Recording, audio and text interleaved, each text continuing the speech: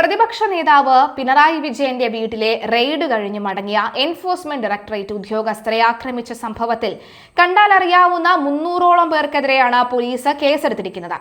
ഇതിൽ കൃത്യത്തിൽ പങ്കാളികളായ 200 പേരെയെങ്കിലും അടിയന്തരമായി അറസ്റ്റ് ചെയ്യാൻ തന്നെയാണ് പോലീസിന്റെ നീക്കം. ഇതിനായുള്ള പ്രതിപട്ടിക പോലീസ് അതിവേഗം തയ്യാറാക്കി വരികയാണ്. അതിനിടെ കേസിൽ അറസ്റ്റിലായ 5 മുഖ്യ പ്രതികളുടെ ജാമ്യ ഹർജി കോടതി കർശന നിലപാടുകളോടുകൂടി തള്ളിയതോടെ സമരത്തിനെത്തിയ പല CPM പ്രവർത്തകരും ഒളിവിൽ പോയിരിക്കുകയാണ്. അറസ്റ്റ് ഭയന്ന് പ്രാദേശിക നേതാക്കളടക്കം മാറിയത് പാർട്ടി കേന്ദ്രങ്ങളെയും അങ്കലാപ്പിലാക്കിയിട്ടുണ്ട്. മാത്രമല്ല, ഈ സപ്രപഞ്ചക്കാട്ടിലിരുന്നു കൊണ്ട് നേതാക്കന്മാർ ഈ പ്രഖ്യാപിക്കുകയും അല്ലെങ്കിൽ ഉത്തരവിടുകയും അത് കേട്ട് പഞ്ചപുച്ഛമടക്കിയ അണികൾ അങ്ങോട്ട് അടിമപ്പണി ചെയ്യുകയും ചെയ്യുമ്പോൾ ആദ്യം വേറെ ഇറക്കേണ്ടത് ഈ നേതാക്കന്മാരുടെ ആണ് എന്ന് ബോധ്യമായ കോടതി അതിനും നിശിതമായ വിമർശനമാണ് കഴിഞ്ഞ ദിവസം നടത്തിയത്. അതുകൊണ്ട് തന്നെ ശിവൻകുട്ടി അടക്കമുള്ള മുതിർന്ന നേതാക്കന്മാരൊക്കെ തന്നെ ഒളിവിലാണ് അല്ലെങ്കിൽ തൽക്കാലം ഒന്ന് മാറി നിൽക്കുകയാണ് എന്നുള്ള വാർത്ത കൂടി വരുന്നുണ്ട്. എന്തായാലും കേസിൽ ആദ്യം അറസ്റ്റിലായ CPM പ്രവർത്തകരായ ശ്രീജിത്ത്, ജിതിൻ രാജ്, മനോജ്, ജീവൻ, ഷാഹിൻ എന്നിവരുടെ ജാമ്യ ഹർജി Thiruvananthapuram judicial first class magistrate കോടതിയാണ് തള്ളിയത്. ഇതോടെ കേസിൽ റിമാൻഡിലുള്ള പ്രതികളുടെ എണ്ണം ഉയരുകയാണ്. ഇതുവരെ 26 CPM പ്രവർത്തകർ കേസിൽ അറസ്റ്റിലായിട്ടുണ്ടെന്നാണ് ഔദ്യോഗിക വിവരം. ഇതിന് പുറമെ 3 പേർ നിലവിൽ പോലീസ് കസ്റ്റഡിയിലുണ്ടെന്നും സൂചനയുണ്ട്. പ്രതികളുടെ ജാമ്യാപേക്ഷ തള്ളിക്കൊണ്ട് അതീവ ഗൗരവതരമായ നിരീക്ഷണങ്ങളാണ് കോടതി നടത്തിയത്. ED ഉദ്യോഗസ്ഥർക്കെതിരായ ആക്രമണം വെറുമൊരു മർദ്ദനമല്ലെന്നും അത് രാജ്യത്തിനെതിരായ കുറ്റകൃത്യമാണെന്നും കോടതി വ്യക്തമാക്കി. ഇത് ഭരണഘടനാപരമായ സംവിധാനങ്ങൾക്കെതിരെയുള്ള നേരിട്ടുള്ള ആക്രമണമാണ്. ഉദ്യോഗസ്ഥരെ കൊലപ്പെടുത്താനുള്ള ശ്രമം എന്ന നിലയ്ക്കാണ് ഈ സംഭവത്തെ കാണുന്നതെന്നും മാധ്യമങ്ങളിലൂടെ പ്രതികളുടെ കുറ്റകൃത്യം രാജ്യം കണ്ടതാണെന്നും കോടതി നിരീക്ഷിച്ചു. ഈ ആക്രമണം പെട്ടെന്നുണ്ടായ പ്രകോപനത്തിന്റെ പുറത്ത് നടന്നതല്ല, ഉദ്യോഗസ്ഥരെ കൊലപ്പെടുത്തുക എന്ന ലക്ഷ്യത്തോടെയുള്ള ആസൂത്രിതമായ നീക്കമായിരുന്നു എന്ന് മാരകായുധങ്ങളുടെ ഉപയോഗം ചൂണ്ടിക്കാട്ടി കോടതി പറയുകയാണ്. ഇഷ്ടിക, കല്ല്, തടിക്കഷ്ണങ്ങൾ, ഇരുമ്പ് ദണ്ഡുകൾ തുടങ്ങിയവയാണ് ആക്രമണത്തിന് ഉപയോഗിച്ചത്. വനിതാ ഉദ്യോഗസ്ഥർ ഉൾപ്പെടെയുള്ളവർ വാഹനത്തിനുള്ളിൽ ഉള്ളപ്പോഴാണ് അതിക്രൂരമായ ആക്രമണം നടന്നത്. ആക്രമണത്തിൽ ഡ്രൈവറുടെ കണ്ണിന് ഗുരുതരമായി പരിക്കേൽക്കുകയും ഉദ്യോഗസ്ഥർ വലിയ മാനസിക വിഷമത്തിലൂടെ കടന്നു പോവുകയും ചെയ്തുവെന്നും കോടതി ചൂണ്ടിക്കാട്ടുന്നുണ്ട്. പ്രതികൾക്ക് ജാമ്യം നൽകുന്നത് സമൂഹത്തിന് തെറ്റായ സന്ദേശം നൽകുമെന്നും ഉദ്യോഗസ്ഥരെ ആക്രമിക്കാൻ മറ്റുള്ളവർക്ക് ഇത് പ്രോത്സാഹനമാകുമെന്നും കോടതി വ്യക്തമാക്കുകയാണ്. സംഭവം നടക്കുമ്പോൾ ED ഉദ്യോഗസ്ഥർ റെയ്ഡ് കഴിഞ്ഞ് മടങ്ങുകയായിരുന്നതിനാൽ അവർ ഡ്യൂട്ടിയിലായിരുന്നില്ല എന്നായിരുന്നു ജാമ്യ ഹർജിയിൽ പ്രതിഭാഗം പ്രധാനമായും വാദിച്ചത്. ആക്രമിക്കപ്പെട്ട വാഹനം EDയുടെ ഔദ്യോഗിക വാഹനമല്ലാത്തതിനാൽ പൊതുമുതൽ നശിപ്പിച്ചെന്ന കുറ്റം നിലനിൽക്കില്ലെന്നും പ്രതിഭാഗം കോടതിയിൽ പറഞ്ഞു. എന്നാൽ പ്രോസിക്യൂഷൻ ഉന്നയിച്ച ശക്തമായ വാദങ്ങൾ കോടതി പൂർണ്ണമായി അംഗീകരിച്ചു. ഒരു ഓഫീസിൽ നിന്ന് റെയ്ഡിന് ഇറങ്ങുന്നത് മുതൽ തിരികെ ഓഫീസിൽ എത്തുന്നതുവരെ ഉദ്യോഗസ്ഥർ ഔദ്യോഗിക കൃത്യനിർവഹണത്തിൽ തന്നെയാണ് ഏർപ്പെട്ടിരിക്കുന്നത് എന്ന് കോടതി വളരെ പ്രധാനമായി വ്യക്തമാക്കി. അല്ലെങ്കിൽ ഇങ്ങനത്തെ മണ്ടൻ ന്യായീകരണമൊക്കെ കൊണ്ട് കോടതിയിൽ പോകുന്ന ആ വക്കീലിന് എന്ത് അറിവാണ് ഈ ഒരു കേസിനെ കുറിച്ച് ഉള്ളത് എന്നുള്ളതാണ് ചോദ്യം. അതായത് അദ്ദേഹം പറയുകയാണ്, EDയുടെ റെയ്ഡ് കഴിഞ്ഞ് ഇറങ്ങിക്കഴിഞ്ഞാൽ പിന്നെ ED ഉദ്യോഗസ്ഥർ അവരുടെ ജോലിയിലല്ലായിരുന്നു എന്നുള്ളത്. ഇതൊക്കെ എന്ത് മുടുന്ന ന്യായമാണ്. അതുകൊണ്ട് തന്നെയാണ് കോടതി പറപ്പിച്ചതെന്ന കാര്യത്തിൽ യാതൊരുവിധ സംശയവുമില്ല.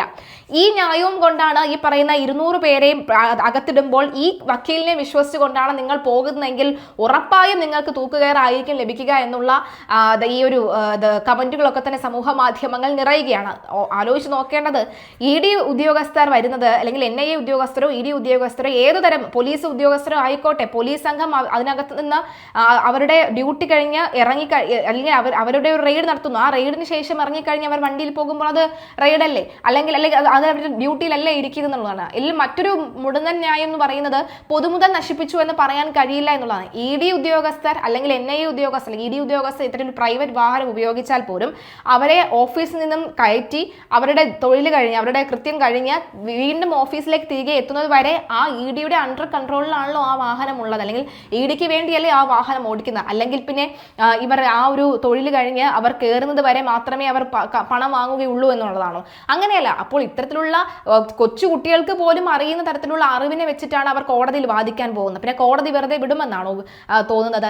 അങ്ങനെയല്ല. കോടതി എടുത്തിട്ടലക്കി എന്ന് തന്നെ നമുക്ക് പച്ച മലയാളത്തിൽ അങ്ങോട്ട് പറയാം. എന്തായാലും ഈ ശക്തമായ വാദങ്ങളെല്ലാം തന്നെ പൂർണ്ണമായി, പ്രത്യേകിച്ച് പ്രോസിക്യൂഷന്റെ എല്ലാ വാദങ്ങളും പൂർണ്ണമായി കോടതി ശരിവെക്കുകയായിരുന്നു. ഒരു ഓഫീസിൽ നിന്ന് റെയ്ഡിന് വേണ്ടി ഇറങ്ങുന്നത് മുതൽ തിരികെ ഓഫീസിൽ എത്തുന്നത് വരെ ഉദ്യോഗസ്ഥർ ഔദ്യോഗിക കൃത്യനിർവഹണത്തിൽ തന്നെയാണ്.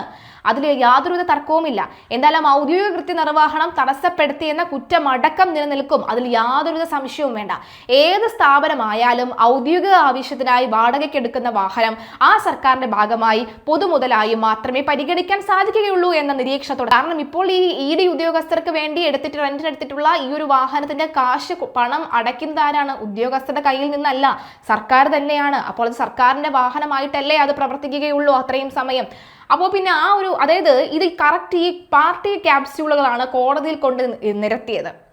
അതുകൊണ്ട് തന്നെയാണ് കോടതി പുഷ്പം പോലെ ഇതിനെയൊക്കെ തന്നെ അടിച്ചു പുറത്താക്കിയത്.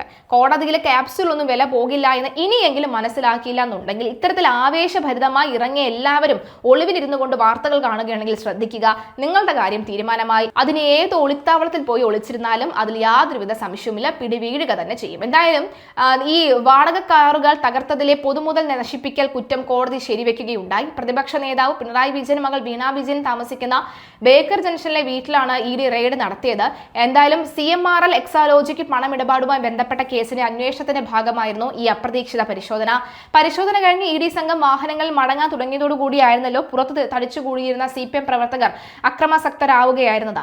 ഉദ്യോഗസ്ഥർ സഞ്ചരിച്ച 3 കാറുകളും അടിച്ചു തകർത്തു. കോടതിയുടെ കടുത്ത നിലപാടുകൾ പുറത്തു വന്നതോടുകൂടി വരും ദിവസങ്ങളിലും കൂടുതൽ അറസ്റ്റിലേക്ക് നീങ്ങാനാണ് സിറ്റി പോലീസിന്റെ തീരുമാനം. നിയമ നടപടികൾ കർശനമാക്കുന്നതോടുകൂടി തലസ്ഥാന നഗരിയിൽ രാഷ്ട്രീയ സംഘർഷം സാധ്യത കണക്കിലെടുത്ത് സുരക്ഷയും ശക്തമാക്കിയിട്ടുണ്ട്. മാസപ്പടി കേസിൽ CMRLനും EDക്കും നാളെ നിർണായകമാണ്. അന്വേഷണം സ്റ്റേ ചെയ്യണമെന്ന CMRL ഹർജി നാളെ കോടതി പരിഗണിക്കും. അതേസമയം ഉദ്യോഗസ്ഥരെ ആക്രമിച്ചതടക്കം കോടതിയെ അറിയിക്കാൻ ഒരുങ്ങുകയാണ് ED. മുദ്രവെച്ച കവറിൽ ED ലഭിച്ച വിവരങ്ങൾ കോടതിയെ അറിയിക്കും. മാസപ്പടി കേസിൽ കോടതിയിൽ പോരാടാൻ ഉറച്ചു തന്നെയാണ് EDയും CMRLും നിൽക്കുന്നത്. നാളെ ഹർജി ഡിവിഷൻ ബെഞ്ചും പരിഗണിക്കും. മുദ്രവെച്ച കവറിൽ റെയ്ഡ് വിവരങ്ങൾ ED കോടതിയെ അറിയിക്കും. പരിശോധനയ്ക്കിടെ ED ഉദ്യോഗസ്ഥരെ ആക്രമിച്ചതും കോടതിയെ ബോധ്യപ്പെടുത്തും.